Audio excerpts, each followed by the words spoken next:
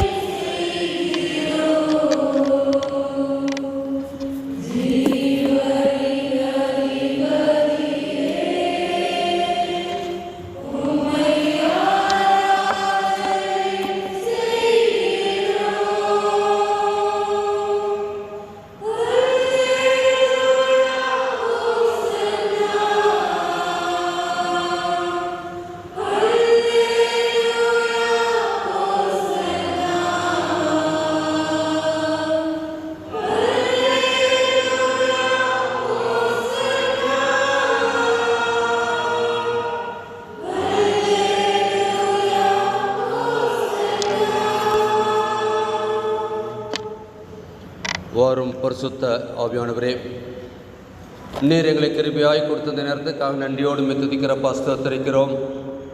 அநேகருக்கு கிடைக்காத சிலாக்கியத்தை நீர் எங்களை கொடுத்திருக்கிறீர். இப்பொழுது நம்முடைய வேதத்துள்ள ரகசியங்களை அறியும்படியான கிருபையை கொடுத்திருக்கிறீரே, நன்றியோடு துதிக்கிற பாஸ்தரிக்கிறோம். இப்பொழுதும் அடியனை மறைத்து ஆவியானவர் தாமே இடைபட வேண்டுமா ஜெபிக்கிறோம். ஆம் கர்த்தாவே, நீர் பேசும் ஆண்டவரே, நாங்கள் கேட்க ஆவலோடு காத்திருக்கிறோம். உம்முடைய வசனமே சத்தியம் சுவாமி. ஆமேன்.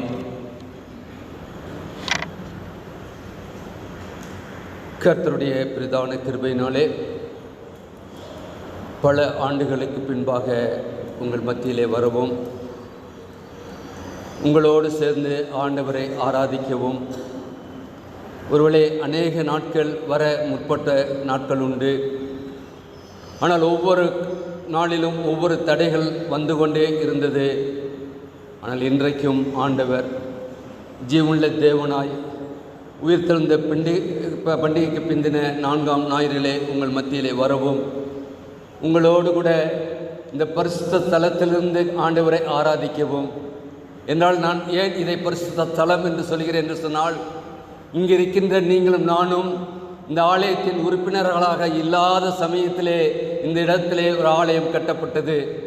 அது தேவனுடைய அனாதி தீர்மானத்தின்படியாய், தரிசனத்தின்படியாய், ஆண்டவருடைய ஏவுதலின்படியாய் இந்த இடத்திலே ஒரு ஆலயம் கட்டப்பட்டது.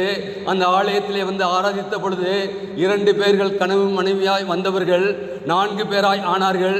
4 பேராய் இருந்தவர்கள் தன்னுடைய பிள்ளைகளுக்கு கல்யாணத்தை முடித்து 8 பேராய் ஆனார்கள்.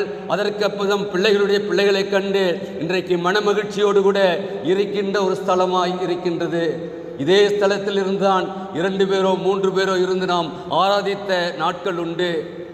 ஆண்டவர் அருமையாய் அந்தந்த கால கட்டத்துக்கு ஏற்ற பாடு அநேகரை உருவாக்கினார்.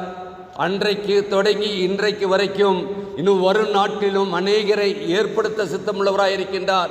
அநேகர் மூலமாய் ஆண்டவருடைய வார்த்தையை மட்டுமல்ல, சுற்றி இருக்கின்ற அநேகர் ஆண்டவரை அறிந்து கொள்ளத்தக்கதான நாட்களை ஆண்டவர் உண்டு பண்ண இருக்கின்றார். எனவே இந்த நாட்களிலே வந்திருக்கிற உங்கள் யாவரையும், ஐயாமார்களையும் அம்மாமார்களையும், சகோதரர்களையும் சகோதரிகளையும், அன்பு பிள்ளைகளையும் உயிர்த்தெழுந்த ஆண்டவராம் இயேசு கிறிஸ்துவின் இனிதான நாமத்தினாலே வாழ்த்தி வரவேற்கின்றேன். இது எனக்கு கிடைத்த ஒரு மகா பெரிய ஸ்லாக்கியம் என்பது நான் சொல்லுவேன். என்னால் அநேகர் என்னை குறித்து அறிந்திருக்கின்றீர்கள். இந்த இடத்திலே நான் இருந்த பொழுது எப்படி இருந்தேன், இன்றைக்கு ஆண்டவருடைய திருசன்னிதானத்திலே ஆண்டவருடைய பணி செய்கின்ற ஊழியக்காரனாய் ஆண்டவர் உயர்த்திருக்கின்றார் சொன்னால் இது அடியனுடைய காரியம் அல்ல. யாரை முன்குறித்தாரோ அவரை அழைத்திருக்கிறார் என்ற இந்த வார்த்தையின்படி அவர் முன்குறித்தார். ஆனால் உலக பிரகாரமான ஊழியத்தை 40 ஆண்டு காலம் நிறைவேற்றி முடித்த பிற்பாடு அபிஷேகம் பெற்ற ஒரு ஊழியக்காரனாய் அநேக இடங்களிலே இங்கு வர முடியாத சூழ்நிலையிலே செல்லக்கூடிய சூழ்நிலையை உருவாக்கி கொண்டிருக்கின்றார். வரக்கூடிய நாட்களில் நிச்சயமாக நான் விசுவாசிக்கின்றேன் கர்த்தருக்கு சித்தமானால் மாதம் ஒரு ஞாயிற்றுக்கிழமையிலே இங்கு உங்களோடு கூட வந்து ஆராதிக்கவும். ஏனால் இந்த இடத்திலிருந்து நான் கண்ணீர் விட்ட நாட்கள் அநேக நாட்கள் உண்டு. அதற்கெல்லாம் கர்த்தர் விடை கொடுத்தார். இன்றைக்கும் நம்முடைய வாழ்க்கையிலே அநேக கண்ணீரின் பாதையிலே நாம் நடந்து கொண்டிருக்கின்றோம். பலவீனப்பட்ட நாட்கள் உண்டு. ஒரு சாட்சியை கூட சொல்லி நான் அருளுரைக்காக செல்ல இருக்கின்றேன். இந்த இடத்துல ஆலயம் இருந்தபொழுது இதை பொறுப்பு வைத்து கொண்டு என்று சொல்லி தெற்குவாசல் குருவானவர் சொன்ன பொழுது வைத்து அதை பார்த்து கொண்டிருந்தோம். ஆனால் நடைபெற்ற காரியம் திடீரென்று ஒரு நாள் எல்லாருக்கும் தெரியும், கால் உடைந்தது. 40 நாள் படுக்கை வீட்டிலே. அநேகர் இன்றைக்கும் ஜெபித்து கொண்டிருக்கின்றீர்கள் எங்களுக்காக. உங்கள் அனைவருடைய ஜெபமும் இந்த இடத்துல ஏறெடுக்கப்பட்ட ஜெபமும் ஆண்டவர் மீண்டுமாக அநேகர் வந்து பார்த்தது 3 மாதம் வரைக்கும் நடக்க முடியாது. இதுதான் சொன்ன வார்த்தை, 3 மாதம். ஆனால் ஆண்டவருடைய பிரதான கிருபையினாலே வாக்கரை வைத்து நடந்தேன், ஒரு ஸ்டிக்கரை வைத்து நடந்தேன். 2 மாதத்திலே மீண்டுமாக ஏர்போர்ட்டிற்கு ஸ்டிக்கரோடு கூட வேலைக்கு சென்றேன் என்று பார்க்கின்ற பொழுது அப்பொழுது கடைசியாக ஒரு சகோதரி வந்தார்கள். இயேசுவை அறியாத பிரமஸ்தர். அவர்கள் வந்து என்னிடத்தில் சொன்ன காரியம், சின்ன தம்பி, நீங்கள் கோயில்னு போய்கிட்டு இருக்கீங்க. இந்த ஏரியாலாம் ஒருவருக்கு சொந்தம். நீங்கள் கோயில்னு போகிறதுனால தான் உங்களுக்கு இப்படி பாடு. அவருக்கு சொன்னேன், நீங்கள் சொல்லுகிறவரை காட்டிலும் எங்களில் இருக்கிறவர் பெரியவர். ஹல்லேலூயா, ஹல்லேலூயா. அன்றைக்கு அவர்களிடத்தில் சொன்னேன், நீங்கள் சொல்லுகிறீர்களே என்னன்னு தெரியும், உங்களுக்கு ஏற்பட்ட பற்றி ஒரு இது இருக்குது. அடிக்கடி அங்கே ஆடு கடாலாம் வெட்டுவாங்க, பார்த்துருக்கீங்களே. அவங்க வந்து சொன்ன வார்த்தை, நீங்கள் கோயில் எப்பொழுதுமே இங்கே இருக்கீங்க, நாங்கள்லாம் சகோதரிகளாக நாங்கள் கூடி இங்கே இருக்கின்ற பொழுது அதை பார்த்து அந்த மக்கள் சொல்லுகின்ற வார்த்தை, நீங்கள் இப்படியே இருக்கின்றீர்கள், அதனால தான் உங்களுக்கு இந்த பாடு. நான் சொன்னேன், நீங்கள் சொல்லுகிறவரை காட்டிலும் எங்களில் இருக்கிறவர் பெரியவராக இருக்கிறார்.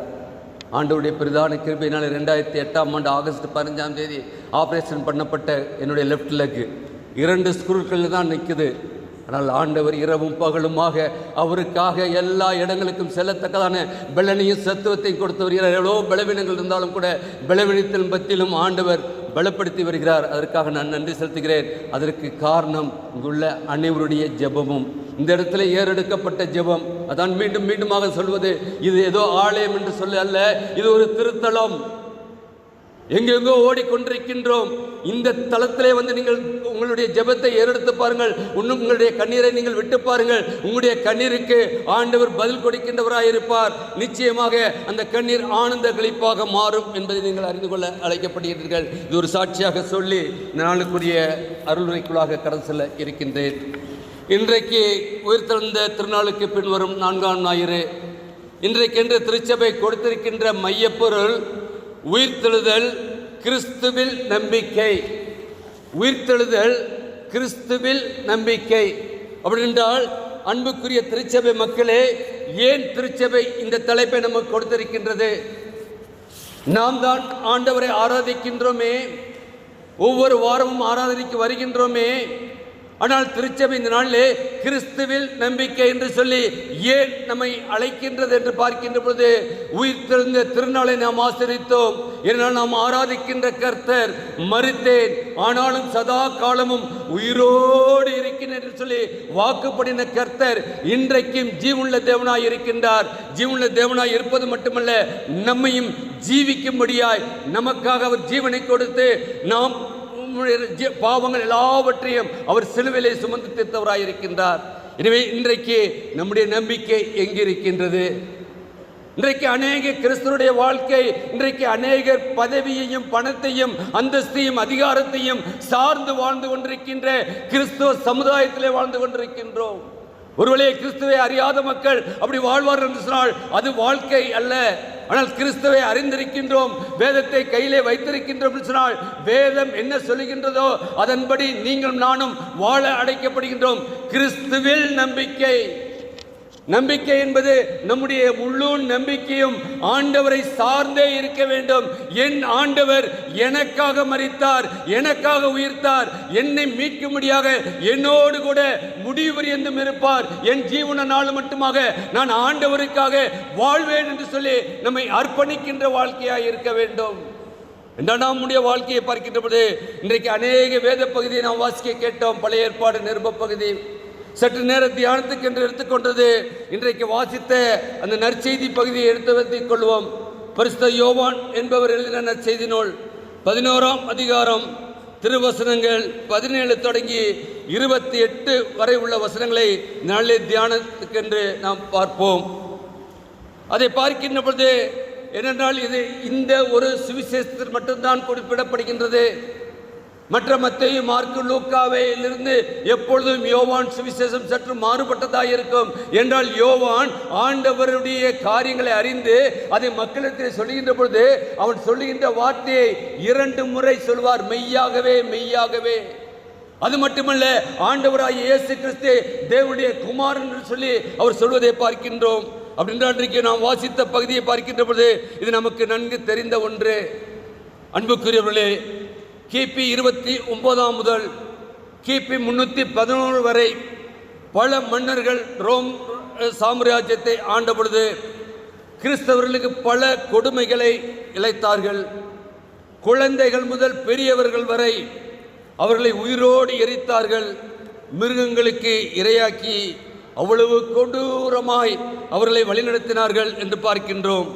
இவ்வளவு கொடுமைக்கு மத்தியிலும் கூட மக்கள் கிறிஸ்துவை பற்றிய நம்பிக்கையில் உறுதியுடன் இருந்தார்கள் என்று சொன்னால் அந்த உயிர்த்தெழுந்த வல்லமைதான் அவர்களை ஆண்டவருக்காக வாழும்படி செய்தது.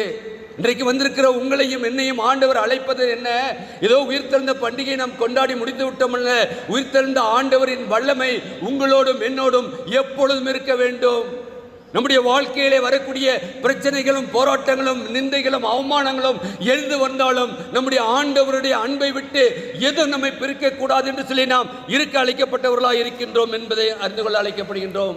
இதை குறித்து தான் சொல்லுகின்ற பொழுது சங்கீதக்காரன் 119:71 சொல்லுகின்ற பொழுது, நான் உபத்திரப்பட்டது எனக்கு நல்லது, அதனாலே உமது பிரமாணங்களை கை கொள்கிறேன். அன்புக்குரியவர்களே, இன்றைக்கு உபத்திரமும் எப்படி எந்த நாளிலே எந்த சூழ்நிலையிலே நமக்கு வருகிறது என்பதை நாம் அறியோம். ஆனால் வந்து கொண்டே இருக்கின்றது. ஒவ்வொரு நாளும் ஒவ்வொரு பிரச்சனைகளை சந்தித்துக் கொண்டிருக்கின்றோம். ஒவ்வொரு வியாதியை நாம் சந்தித்துக் கொண்டிருக்கின்றோம்.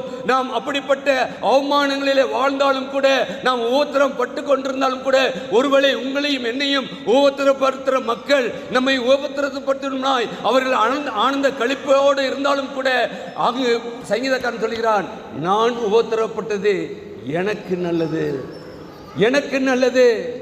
அதன் மூலமாய் உம்முடைய பிரமாணங்களை நான் கற்றுக்கொள்கின்றேன். ஆண்டவருடைய பிரமாணம் என்ன? ஆண்டவருக்காக நீங்கள் நானும் வாழும்படியாய் அழைக்கப்பட்டிருக்கின்றோம். எனவே இன்றைக்கு நம்முடைய நம்பிக்கை கிறிஸ்துவில் இருக்கிறதா என்பதை சிந்தித்து பார்க்கின்ற நேரமாய் ஆண்டவர் நம்மை அழைத்து வந்திருக்கின்றார். ஆவியானவருடைய ஒத்தாசையோடு கூட நாம் உம்மை நாமே சோதித்து அறிய வேண்டும்.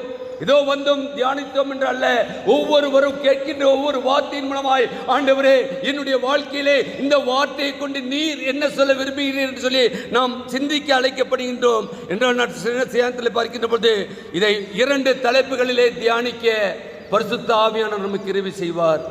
ஒன்று மார்த்தாளின் நம்பிக்கை, இரண்டாவது மார்த்தாளின் அறிக்கை. ஒன்று மார்த்தாளின் நம்பிக்கை, இரண்டாவது மார்த்தாளின் அறிக்கை. நாம் வாசித்த இந்த 11ஆம் அதிகாரம் 17 முதல் 24 வசனங்களை பார்க்கின்ற பொழுது அது நமக்கு நன்கு தெரிந்த ஒன்று. அடிக்கடி அநேக தேவ தாசர்கள், ஆவிக்குரிய தகப்பன்மார்கள் நமக்கு இந்த வார்த்தையின் மூலமாய் நம்மை கொண்டு வந்திருக்கின்றார்கள் என்றால் நமக்கு தெரியும். லாசரு இறந்து போகின்றார். எத்தனை நாள் ஆச்சு? 4 நாள் ஆகிவிட்டது. 4 நாள் ஆகிவிட்டது. ஆண்டவருக்கு சொல்லி அனுப்புகின்றார்கள். ஆனால் ஆண்டவர் வருவதற்கு 4 நாள் ஆனது. ஆனாலும் கூட ஆண்டவர் வருகிறார் என்று சொல்லி அங்கு கேள்விப்பட்ட மாத்திரத்திலே மார்த்தாள் என்ன செய்கின்றார்? அவர் எதிர்கொண்டு போனாள். சகோதரன் மரித்திருக்கின்ற சூழ்நிலையிலே அங்கு பார்க்கின்ற பொழுது அவரை எதிர்கொண்டு போனார். ஆனால் மரியாளோ வீட்டிலே இருந்தார். ஆனால் நமக்கு நன்கு தெரிந்ததுன்னா லூக்கா 10ஆம் அதிகாரத்தில் பார்த்தீங்கன்னாக்கா ஆண்டவராக இயேசு கிறிஸ்து லாசரு வீட்டில் வராரு. மார்த்தாள் சொல்கிறார், நான் அநேக காரியம் மரியாதை எனக்கு உதவிக்கு அனுப்புன்னு சொன்னேன். அப்பொழுது ஆண்டவர் சொல்கிறார் மார்த்தாளை பார்த்து, மார்த்தாளே மார்த்தாளே, நீ உலக காரியத்தை குறித்து கவலைப்பட்டு கொண்டிருக்கிறாள், மரியாளோ தன்னை விட்டு எடுபடாத நல்ல பங்கை தெரிந்து கொண்டிருக்கின்றார். சொன்ன அந்த ஆண்டவர் வருகிறார் என்று கேள்விப்பட்ட மாத்திரத்திலே அந்த மார்த்தாள் ஓடி செல்கின்றாள், ஆண்டவரை எதிர்கொண்டு அழைக்கும்படியாய் செல்கின்றார். அன்புக்குரிய தேவ ஜனமே, நம்முடைய ஆலயத்திலே ஆராதனை 9:30 மணிக்கு என்று அழைக்கப்படுகின்றது. ஆண்டவர் 9:30 மணிக்கு வந்து என்னுடைய பிள்ளைகள் வரமாட்டார்களா என்று சொல்லி தேவ சமூகத்திலே அவர் வாசலில் நின்று கொண்டிருக்கின்றார். நாம் வருவது எப்பொழுது?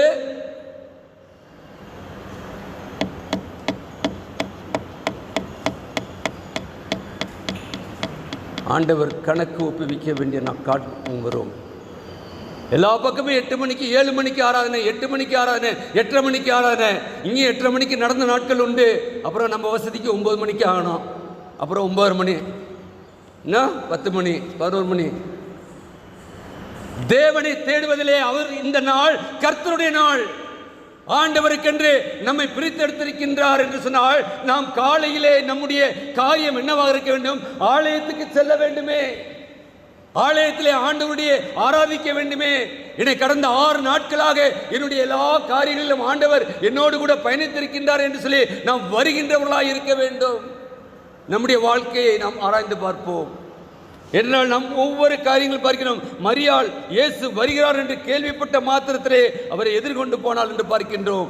மரியாளோ வீட்டிலே இருந்தாள் என்று பார்க்கின்றோம். அது மட்டுமல்ல அன்புக்குரியவர்களே, இங்கு பார்க்கின்ற போலே என்றால் நம்முடைய இதெல்லாம் மதிப்பெல்லாம் நாம் குறைத்து மதிப்பிட்டு கொண்டிருக்கிறோம். மார்த்தாள்னா ஆண்டவர் சொன்ன அந்த லூக்கா 10ஆம் அதிகாரத்தை நினைக்கிறோம். இன்னைக்கு இப்போ யோவான் 11ஆம் அதிகாரத்தில் பார்த்தீங்கன்னா மார்த்தாளுடைய அந்த நம்பிக்கை, ஆண்டவர் மேல் வைத்த நம்பிக்கை ஓடி செல்கின்றாள். செல்வது மட்டுமல்ல, அங்கு பார்க்கின்றோம், நீர் இங்கே இருந்திருந்தால் என் சகோதரன் மரித்திருக்க மாட்டான். ஆண்டவர் நீர் இங்கே இருந்திருந்தால் என் சகோதரன் மரித்திருக்க மாட்டான் என்று சொல்லி அங்கு அறிக்கை சொல்லுகின்றார். சொல்வது மட்டுமல்ல, அது ஏமாற்றம் பெரிதாய் இருக்கிறதை ஆண்டவர் அறிந்தவராய், ஆண்டவர் அவளுடைய நம்பிக்கையை வருத்திக்கப்படுகின்றவராய் அவர் செய்கின்ற காரியங்களை நாம் பார்க்கின்றோம். அன்புக்குரியவர்களே, என்றால் நமக்கு தெரிந்த ஒன்று, மத்தேயு 15ஆம் அதிகாரத்தில் எடுப்போம் என்று சொன்னால் அங்கு ஒரு காரியம் நடைபெறுகின்றது. கானானிய ஸ்திரீ வருகின்றாள் ஆண்டவரிடத்திலே. வந்து அங்கு தாவீதின் குமாரனே எனக்கு இறங்கும் என்று சொல்கிறார். என்னால் என்னுடைய மகள் பிசாசினால் கொடிய வேதனைப்படுகிறாள். வந்த மாத்திரத்திலே அங்கு என்ன நம்பிக்கையோடு வருகிறாள்? தாவீதின் குமாரனே இறங்கும். தாவீது அன்றைக்கு பர்த்தேமை குருடன், தாவீதின் குமாரனே இறங்கும். அவன் கத்தினான், கதறினான். ஆனால் பின்னறுப்பாரும் அவரை பேசாமல் இருக்கும்படி சொன்னார்கள். ஆனாலும் அவன் பேசாமல் இருக்கவில்லை. முன்னிலும் அதிகமாய் அவன் கூப்பிட்டான் என்று சொல்லி வேதவசனம் சொல்கிறது. அன்புக்குரியவர்களே, இன்னைக்கு நம்முடைய வாழ்க்கையிலும் ஆண்டவருக்காக நீங்கள் நானும் அரிய பெரிய காரியங்களை செய்கின்ற பொழுது முன்னடப்பாரும் பின்னடப்பாரும் அநேக காரியங்களை சொல்லிக் கொண்டிருப்பார்கள். ஆனால் நாம் ஆராதிக்கின்ற கர்த்தரை நாம் கூப்பிடுகின்ற பொழுது அவர் நின்று அவனை அழைத்து வாருங்கள், அழைத்து வாருங்கள், நான் உனக்கு என்ன செய்ய வேண்டும்? இன்றைக்கு நம்மை கேட்கின்றவராயிருக்கார், நான் உனக்கு என்ன செய்ய வேண்டும்? செய்ய வேண்டும் என்று சொன்னால் நாம் என்ன எதிர்பார்க்கின்றோம் என்பதை ஆண்டவர் கேட்க சித்தமுள்ளவராயிருக்கின்றார். அவன் பார்வையடைய வேண்டும். அவன் என்ன கேட்டுக்கிட்டு இருந்தான்? அது வரைக்கும் மக்களை பார்த்து பிச்சை கேட்டுக்கிட்டு இருந்தான். ஐயா சாமி, ஐயா அம்மா, ஏதாச்சும் இருந்தா போடுங்க. ஆனால் ஆண்டவரை பார்த்த மாத்திலே அவன் காசு பணத்தை கேட்கவில்லை. ஐயா என்னுடைய கண்ணை திறந்தருளும், எனக்கு பார்வையடைய வேண்டும். இன்றைக்கு ஆவிக்குரிய பிள்ளைகளாய் அழைக்கப்பட்டிருக்கிற நீங்கள் நானும் ஆவிக்குரிய கண்களை திறந்தவர்களாய் இருக்கின்றோமா? இன்னைக்கு ஆண்டவரிடத்தில் வந்திருக்கின்றமே, ஆண்டவரே என்னுடைய வாழ்க்கையை நீர் அறிந்திருக்கிறீரப்பா, என்னுடைய குடும்ப வாழ்க்கையை அறிந்திருக்கிறேன், என்னுடைய பிள்ளைகளுடைய வாழ்க்கையை அறிந்திருக்கிறீரப்பா, நீர் கர்த்தாவே எனக்கு வெளிப்படுத்தும், நான் உமக்கு ஏற்ற குடும்பமாய் நான் இந்த உலகத்திலே வாழ என்னை கிருபை தாரும் என்று சொல்லி அவரிடத்தில் நாம் அர்ப்பணிக்க அழைக்கப்படுகின்றோம். அன்புக்குரியவர்களே, நான் மார்த்தாளுடைய விசுவாசம் மற்றவருடைய நம்பிக்கையாக இருக்கின்றது. என்னால் இழப்புகளின் மத்தியிலும் நாம் விசுவாசத்தோடு இருக்கின்ற பொழுதுதான் ஆண்டவர் நம்மோடு கூட இடைபடுவார். இன்னைக்கு நமக்கு பிரச்சனை வந்தாச்சுன்னா என்ன பண்ணுறோம்? கோயிலுக்கு போய் சொல்லுங்களேன், இப்படியே கேட்டுக்கிட்டே இருந்தா வாரம் கோயிலுக்கு வரீங்க, பிரச்சனை வீட்டில் வந்துருச்சு, என்ன சொல்கிறீங்க? கோயிலுக்கு போய் என்ன பண்ணுறது? ஏமா வரலனாக்க என்ன பிரதர் அநேகருடைய வார்த்தையில வந்த நான் ஏதோ அல்ல, இன்னைக்கு அநேகர் சொன்ன வார்த்தை தான் அவர்களை திரும்பி பார்த்து ஏன் போறல வந்து என்ன பண்ண பிரச்சனை மேலே அடி மேலே அடி, பிரச்சனை வந்து கொண்டே இருக்கின்றது. அதனால் நான் கோயிலுக்கு போய் என்ன என்று சொல்லி பார்க்கின்றார்கள். ஆண்டவரிடத்திலே வருகின்ற பொழுது மத்தேயு 10:32-33 சொல்லுகின்றது, மனுஷருக்கு முன்பாக என்னை அறிக்கை பண்ணுகிறவன் எவனோ அவனை நானும் பரலோகத்தில் இருக்கிற என் பிதாவுக்கு முன்பாக அறிக்கை பண்ணுவேன். அப்படினால் நீங்கள் நானும் இங்கே வந்து அமர்ந்திருக்கின்றோம் சொன்னால் நாம் ஆண்டவரை அறிக்கை பண்ணுகின்றவர்களாய் வந்து அமர்ந்திருக்கின்றோம். நாம் ஞாயிற்றுக்கிழமை ஆராதிக்க வருகின்றோம் என்று சொன்னால் ஒருவேளை நம்முடைய செயல்பாடுகள் மூலமாய் நம்மை சுற்றி இருக்கின்ற மக்கள் எல்லாம் ஆண்டவரை நாம் அறிவிக்கின்றவர்களாய் இருக்கின்றோம். அது மட்டுமல்ல, 33 சொல்றாரு, மனுஷருக்கு முன்பாக என்னை மறுதலிக்கிறவனோ அவனை நானும் பரலோகத்திற்கு என் பிதாவுக்கு முன்பாக மறுதலிப்பேன். ஆண்டவருடைய காரியத்தை பாருங்க, நானும் மறுதலிப்பேன். இது ஒரு எச்சரிப்பின் செய்தி அல்லவா? இன்னைக்கு ஆண்டவரை ஏற்றுக்கொண்டிருக்கிற நீங்கள் நானும் ஆண்டவரை நாம் எப்படியாக மற்றவர்களுக்குமாக பிரதிபலிக்கின்றவர்களாக இருக்கின்றோம்? ஆண்டவரை நாம் காட்டுகின்றவர்களாக இருக்கின்றோமா, அல்லது மறுதலிக்கின்ற ஒரு வாழ்க்கை வாழ்ந்து கொண்டிருக்கின்றோமா என்பதை நாம் அறிந்து கொள்ள அழைக்கப்படுகின்றோம். அன்புக்குரியவர்களே, மத்தேயு 26:53 பார்க்கும்பொழுது, நான் இப்பொழுது என் பிதாவை வேண்டிக் கொண்டால் நமக்கு நன்கு தெரிந்தது, அவர் 12க்கும் மேலான லேகியனை அனுப்ப மாட்டாரோ என்று ஏன்னா அவர் பிடிக்க வருகின்ற பொழுது சொன்ன வாத்தியம். ஆண்டவரை அங்கு பார்க்கின்றோம். அவருடைய நம்பிக்கை என்ன? நான் இப்பொழுது பிதாவிடத்தில் கேட்டாலும் அனுப்புவார், ஆனால் அது அல்ல என்னுடைய நம்பிக்கை. ஆண்டவர் என்னை அனுப்பினது நோக்கத்தை நான் நிறைவேற்றுவதான் என்று சொல்லி அவர் தன்னை அர்ப்பணித்தார் என்று பார்க்கின்றோம். யோவான் 14:14 பார்க்கின்ற பொழுது, நான் பிதாவை வேண்டிக் கொள்வேன், அப்பொழுது என்றென்றைக்கும் உங்களுடனே கூட இருக்கும்படி சத்திய ஆவியாகிய வேறொரு தேற்றவாளனை உங்களுக்கு அனுப்புவார்.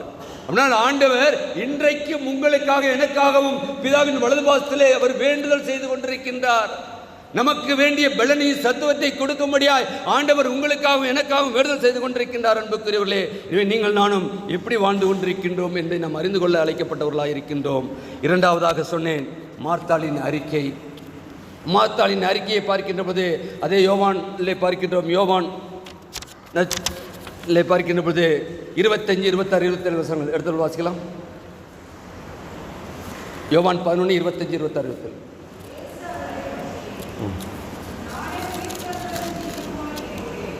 இயேசு அவளை நோக்கி, நானே உயிர்த்தெழுதலும் ஜீவனுமாயிருக்கிறேன், என்னை விசுவாசிக்கிறவன் மரித்தாலும் பிழைப்பான், உயிரோடு இருந்து என்னை விசுவாசிக்கிறவன் எவனும் என்றென்றைக்கு மரியாதை இருப்பான், இதை விசுவாசிக்கிறாயா என்று என்றார். அதற்கு அவள், ஆம் ஆண்டவரே, நீர் உலகத்தில் வருகிறவரான தேவகுமாரனாகிய கிறிஸ்து என்று நான் விசுவாசிக்கிறேன். ஆனால் ஆண்டவர் அறிக்கை பண்ண வேண்டும் சொன்னால் நம்முடைய விசுவாசத்திலே நாம் பலப்பட்டிருக்க வேண்டும். நாம் ஆண்டவரை குறித்து மற்றவர்களுக்கு அறிவிக்க வேண்டும் சொன்னால் நாம் கொண்டிருக்கின்ற விசுவாசத்திலே என்னை வழிநடத்துகின்ற கிறிஸ்து எனக்கு எல்லாமா இருக்கிறார் என்று சொல்லி நாம் பறைசாற்றுகின்றவர்களாக இருக்க அழைக்கப்பட்டவர்களாக இருக்கின்றோம். அன்புக்குரியவர்களே, நம்முடைய வாழ்க்கையை நாம் ஆராய்ந்து பார்க்கின்ற போது யோபுடைய வாழ்க்கையிலே எவ்வளவு காரியம், யோபுடைய வாழ்க்கையிலே எவ்வளவு போராட்டங்கள், எவ்வளவு நிந்தைகள், ஆனாலும் கூட அவன் செய்கின்ற காரியம், என் மீட்பர் உயிரோடு இருக்கிறார். ஹல்லேலூயா, ஹல்லேலூயா. எல்லாவற்றையும் இழந்தான், எல்லாம் ஐஸ்வர்யவானாக இருந்தான். ஆனால் எல்லாவற்றையும் இழந்த பொழுதும் கூட அவன் சொல்லுகின்ற வார்த்தை, என் மீட்பர் உயிரோடு இருக்கிறார் என்று சொல்லி அறிக்கை செய்தான் என்று பார்க்கின்றோம். இன்றைக்கு நம்முடைய வாழ்க்கையிலே நமக்கு எவ்வளவு சோதனைகளும் பாடுகளும் வேதனைகளும் வந்தாலும் நம்மை குறித்து ஆண்டவர் ஒரு திட்டம் வைத்திருக்கின்றார். அந்த திட்டத்தை நிறைவேற்றாமல் நிச்சயமாக ஆண்டவர் உங்களையும் என்னையும் இந்த உலகத்திலிருந்து எடுத்துக்கொள்ள மாட்டார். ஏனால் நாம் இந்த உலகத்துக்கு உப்பாகவும் ஒளியாகவும் இருக்கும்படியாகத்தான் ஆண்டவர் அனுப்பி இருக்கின்றார். எனவே நாம் அறிக்கை பண்ணுகின்ற பொழுது, அன்றைக்கு பார்க்கின்ற பொழுது, மார்த்தாள், ஆம் ஆண்டவரே, நீர் உலகத்தில் வருகிறவர் என்றும் தேவகுமாரனாகிய கிறிஸ்து என்றும் நான் விசுவாசிக்கின்றேன். அப்படினால் இன்றைக்கு நம்முடைய விசுவாசத்தை ஒரு விசை ஆராய்ந்து பார்ப்போம். ஆண்டவரே, என்னுடைய விசுவாசத்தை நீ வர்த்திக்க பண்ணுமப்பா, நான் விசுவாசத்திலே ஒருவேளை என்னுடைய வாழ்க்கையிலே நான் தோல்ந்து போயிருந்திருப்பேன் என்று சொன்னால், ஆண்டவரே உம்மில் கொண்டிருக்கின்ற விசுவாசத்திலே இன்னும் பலப்பட எனக்கு கிருபை தாரும் ஆண்டவரே. இப்படிப்பட்ட ஐக்கியத்திலே நாங்கள் கூடி வருகின்ற பொழுது எங்களுக்குள்ளாக இருக்கின்ற அந்த ஐக்கியத்தின் மூலமாய் ஒன்றான மெய் தேவனாகிய உம்மை நாங்கள் அறிக்கை செய்கின்றோம் என்பதை நாங்கள் கர்த்தாவே அநேகருக்கு வெளிப்படுத்துகின்ற மக்களாய் இருக்கின்ற இடங்களிலும் வேலை செய்கின்ற இடங்களிலும் ஒவ்வொரு நாளும் நாங்கள் காண்பிக்க எங்களுக்கு கிருபை தாரும் என்று சொல்லி அவருடைய கருத்தில் நாம் அர்ப்பணிப்போம். அதனால விசுவாசம் என்பது நமக்கு தெரிந்த எபிரேயரில் சொல்லப்படுகிறது, நம்பப்படுகிறவரில் காணப்படாதவர்களில் நிச்சயமாய் இருக்கிறது. காணப்படாதவர்கள் என்ன நம் கண்ணுக்கு தெரியாது, ஆனால் அது நிச்சயமாக ஆண்டவர் கொடுத்த வாக்குத்தத்தம் நிறைவேற்றியே ஆவார். என்னால் அப்படிப்பட்ட ஒரு வாழ்க்கை வாழ முடியாதான் கர்த்தர் அவருடைய பிள்ளையாளாக நம்மை அழைத்திருக்கின்றார். அவருடைய இந்த பெருங்குடி கிராமத்தை நாம் பார்க்கின்ற பொழுது அன்றைக்கு இருந்த 81 இருந்த பெருங்குடி கிராமம் அல்ல, இன்றைக்கு இருக்கின்ற பெருங்குடி கிராமத்திலே நாம் இருக்கின்றோம் என்று சொன்னால், இன்னும் ஆலயத்திலே அன்றைக்கு 4 பேர் இருந்து ஜெபித்த பொழுது அங்கு நாங்கள் அறிக்கை பண்ணினது, இந்த ஆலயம் நிரம்ப வேண்டும் என்று சொல்லி நாங்கள் ஜெபித்த நாட்கள் உண்டு. ஆனால் ஜெபித்த பொழுது அன்றைக்கு இருந்த அன்பு சகோதர சகோதரிகள் மூலமாய் அநேகரை ஆண்டவர் கூட்டி சேர்த்தே கொண்டே இருந்தார். ரட்சிக்கப்படுகிறவர்களை சபையிலே கூட்டி சேர்ப்பார் என்ற வார்த்தையின்படி ரட்சிக்கப்பட்டவர்களெல்லாம் யாரெல்லாம் இங்கு வருகிறார்களோ அவரெல்லாம் இந்த ஆலயத்தை கண்டு, ஆலயத்தின் சிலுவையை கண்டு வந்து அன்றைக்கு அவர் சேவித்தார்கள். சேவித்தது மட்டுமல்ல, ஆலயத்தை இப்படிப்பட்ட ஒரு அழகான ஆலயத்தை கட்ட எவ்வளவு பிரயாசங்கள், எவ்வளவு போராடினாலும் கூட ஆண்டவர் எல்லாவற்றையும் ஏற்ற வேளையிலே எந்த நாளை குறிப்பிட்டோமோ அந்த நாளிலே ஒவ்வொன்றையும் நிறைவேற்றி கொடுத்தார் என்பதற்கு நாம் சொல்லியே ஆக வேண்டும், நாம் அறிக்கை செய்தே ஆக வேண்டும். ஒவ்வொரு நாளையும் ஒருவேளை அதை நாம் ஃபவுண்டேஷன் போட்ட நாளாக இருக்கட்டும், டச் பண்ணுவோம்னு சொல்லுவாங்க, அந்த நாளாக இருக்கட்டும். அடுத்து சென்ட்ரிங் போகிறது இந்த டேட்டு தான் ஃபிக்ஸ் பண்ணியாச்சு. ஆனால் சென்ட்ரிங்க்கு பணம் எங்கேருந்து வரும்னு இல்லை, ஆனால் ஆண்டவர் போட்டார். திருப்பி டெடிகேஷன் டே இந்த டேட்டு வச்சாச்சு. ஆனால் டெடிகேஷனுக்கான ஒரு காரியமும் இங்கே நடந்ததா தெரியல, ஆனால் டெடிகேஷன் நடந்தது. ஆண்டவர் மகிமையான இடத்திலே நம்மை கூட்டி சேர்த்திருக்கின்றார். ஒருவேளை நீங்கள்லாம் கிருபை பெற்றவர்கள், நிச்சயமாக சொல்வேன் பெருங்குடி மக்களில் இங்கே வந்து நீங்கள் ஆராதிக்கின்ற சொன்னால் நிச்சயமாக உங்களுடைய வாழ்க்கையிலும் உங்களுடைய குடும்பங்களும் கிருபையின் மேல் கிருபை பெற்றவர்களாய் நீங்கள் இருக்கப் போகிறீர்கள், இருந்து கொண்டிருக்கின்றீர்கள். வரக்கூடிய நாட்களிலே நம்முடைய தலைமுறையும் அப்படியாய் இருக்கப் போகிறது. அதற்காகத்தான் ஆண்டவர் இந்த ஸ்தலத்தை நமக்காக ஆயத்தப்படுத்தி கொடுத்திருக்கின்றார். உயிர்த்தெழுந்த ஆண்டவரின் வல்லமை உங்களோடும் என்னோடும் எப்பொழுதும் இருக்கின்ற பொழுது நாம் அவரை குறித்து அறிக்கை செய்கின்றவர்களாக இருப்போம். ஏனென்றால் தேவனே உம்மை நான் நம்பிக்கையாய் இருப்பதோடு மட்டுமல்ல, நான் உண்மை அறிக்கை செய்ய வேண்டும். நம்ம நம்புகிறோம். எத்தனை பேர் நம்பினோமா? எத்தனை பேர் நம்பின? இந்த ஆண்டு ஆரம்பிக்கின்ற பொழுது உன்னோட தான் இருப்பேன், அந்த ஆண்டு முடிகிற பொழுது இருந்திருக்காங்களா? வாக்கு கொடுத்த மனிதர்கள் நம்மோடு கூட இருந்திருக்கின்றார்களா? நம்பிக்கை என்பது இன்னைக்கு நம்பிக்கை துரோகம் எங்கு பார்த்தாலும் பெருகிக் கொண்டிருக்கின்ற ஒரு காலத்திலே வாழ்ந்து கொண்டிருக்கின்றோம். கிறிஸ்துவில் நம்பிக்கை கொள்ளுகின்ற பொழுது இந்த உலகத்திலே எந்த மக்களையும் நான் நம்பி சார்ந்து வாழ அழைக்கப்பட்ட மக்கள் அல்ல. ஏனென்றால் நம்பிக்கை என்பது நாம் பார்க்கின்ற பொழுது துரோகிய என்ன சொல்லுவாங்க, பழமொழி சொல்லுங்களேன், துரோகிய மன்னித்தரலாம், நம்பிக்கை துரோகிய மன்னிக்கவே கூடாது. என்னால் ஆண்டவருடைய திருசன்னிதானத்தில் சொல்கிறேன், ஆண்டவர் சொல்லுகின்றது நம்பிக்கை துரோகம் பண்ணுகின்றவர்களுக்காக பண்ணுவார் என்று சொன்னால் நிச்சயமாக கர்த்தர் உங்களுக்காக யுத்தம் பண்ணுவார். அந்த வார்த்தை வேதத்தில் இருக்கின்றது. ஆண்டவர் யுத்தம் பண்ணுவார் என்று சொன்னால் யாரும் அவரை வெல்ல முடியாது. ஏனால் நம்பிக்கை துரோகம் என்பது இன்னைக்கு நாட்டிலே இருக்கின்ற சூழ்நிலையிலே நாம் யாரை நம்பி வாழ்வது என்று நாம் முடியாதபடி இருக்கின்றோம். பெற்றோர் பிள்ளைகளை நம்ப முடியவில்லை, பிள்ளைகள் பெற்றோரை நம்ப முடியவில்லை, கணவன் மனைவியை நம்ப முடியவில்லை, மனைவி கணவனை நம்ப முடியவில்லை. இப்படிப்பட்ட ஒரு சூழ்நிலை வாழ்ந்து கொண்டிருக்கின்றோம். ஏன் வேலை செய்கின்ற இடத்துல நமக்கு மேல் அதிகாரிகளை நாம் நம்ப முடியவில்லை, நமக்கு கீழ் வேலை பார்க்கின்றவர்கள் நம்ப முடியவில்லை. என்னால் நம்பிக்கையற்ற ஒரு சூழ்நிலை.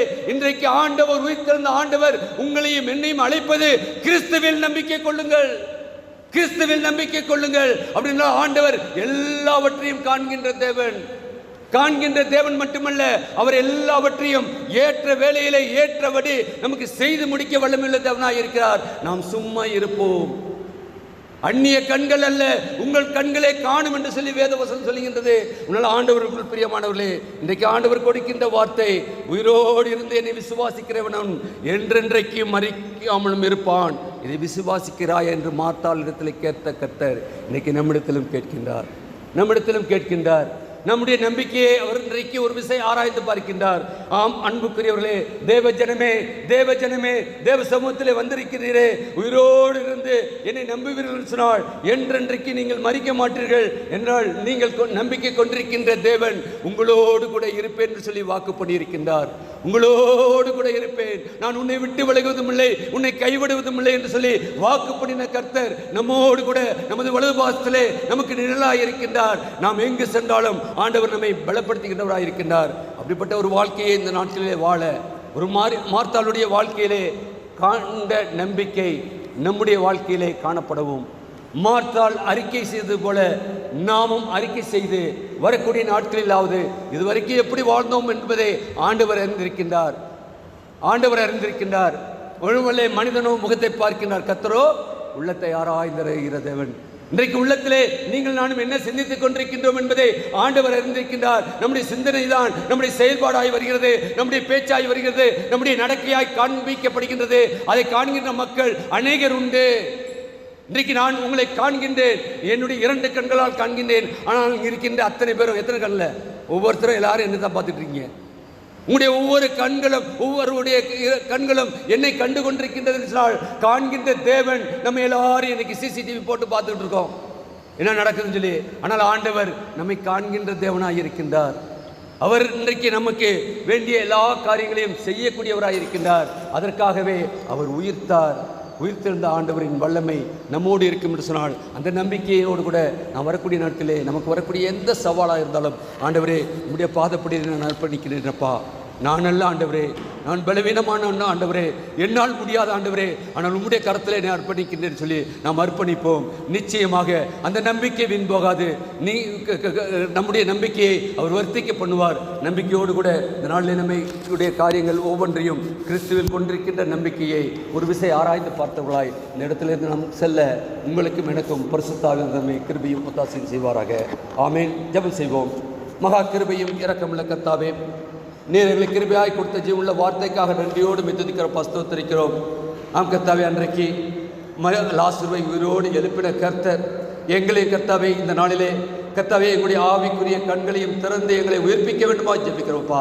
நாங்கள் கர்த்தாவே வந்தவர்கள் வந்த வண்ணமாய் செல்லாதபடி கர்த்தாவே உம்முடைய வார்த்தையை கேட்டிருக்கின்றோம். உம்முடைய வார்த்தையின்படி கர்த்தாவே எங்களுடைய வாழ்க்கையை கர்த்தாவே ஒரு விஷயம் ஆராய்ந்து பார்க்கவும் கர்த்தாவே எங்களுடைய வாழ்க்கையிலே கர்த்தாவே மதியால் கொண்டிருந்த நம்பிக்கை எங்கள் மத்தியிலே இருக்கிறதா என்பதை கண்டு கர்த்தாவே எப்பொழுதும் கர்த்தாவே நாங்கள் உண்மை எதிர்கொண்டு அழைக்கின்ற மக்களாய் வாழ எங்களுக்கு ஜெபிக்கிறோம்ப்பா. அது மட்டும் அல்ல ஆண்டவரே, நாங்கள் கர்த்தாவே மார்த்தாளை போல கர்த்தாவே மற்றவர்களுக்குமே அறிவிக்க எங்களுக்கு கிருபைதனமாக ஜெபிக்கிறோம்ப்பா. ஆம் கர்த்தாவே, நீர் அதை எதிர்பார்க்கின்ற கர்த்தராக இருக்கிறீர். ஆம் கர்த்தாவே, அப்படிப்பட்ட ஒரு வாழ்க்கை வாழ வந்திருக்கிற எங்கள் ஒவ்வொருவரையும் ஆவியானவருக்கு கொண்டு வழிநடத்தவனுமாய் மீட்பர் இயேசுவின் ஜெபிக்கிறோம் ஜீவன் நல்ல பிதாவே. ஆமேன். இந்த நாளுக்குரிய அறிவிப்பு